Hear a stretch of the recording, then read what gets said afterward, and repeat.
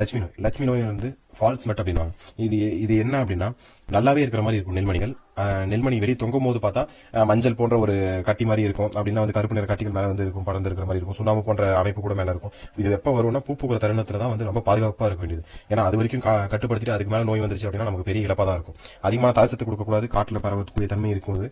அதிகமான குளிர்ந்த நிலை வந்து இருக்கு அப்படின்னா கொஞ்சம் முன்னாடியே கட்டுப்படுத்துறது முக்கியம்.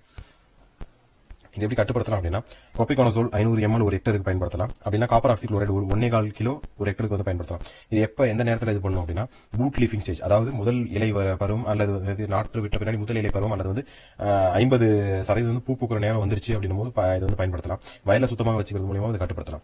நெல்லின் மணிகள் நிறம் மாறுதல், அதாவது இது வந்து எப்படின்னா 1-2 பூஞ்சை நோய்களை இல்லாம நிறைய பூஞ்சை நோய்கள் வந்து இருக்கும். இதை வந்து கண்டுபிடிக்கிறதே பெரிய கடினமான விஷயமா இருக்கும். இது எப்படி காணப்படும் அப்படின்னா, அடர்ந்த பழுப்பு நிறம் அல்லது கருமை நிறம், ஒன்னொன்னு ஒரு நிறமான மணிகள் இருக்கும். இது வந்து எப்ப அறுவடை நேரம் அல்லது அறுவடைக்கு பின்பு நம்ம தேக்கி வைக்கிறோம், ஒரு இடத்துல வந்து விதை நெல்களை வந்து வைக்கிறோம் அப்படின்னும் போது அந்த இடத்துல வந்து கவனம் தேவை. ஏன்னா சரியான ஈரம் இல்லாம அதிகமான ஈரம் இருந்துச்சு அப்படின்னா இது வரதுக்கான வாய்ப்புகள் அதிகமா இருக்கு. எப்படி கட்டுப்படுத்தலாம் அப்படின்னா, கார்பன்டைசம், திரம், கேப்டான், கார்பன்டைசம், திரம், மேன்கோசிப் 1:1:1, அதாவது எல்லாமே வந்து 0.2% வந்து பயன்படுத்தலாம். அதாவது 100 லிட்டர் தண்ணிக்கு 2 ml பயன்படுத்தலாம்.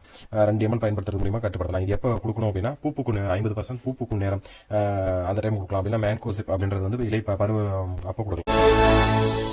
இனி விரல் நுனியில் விவசாயம்.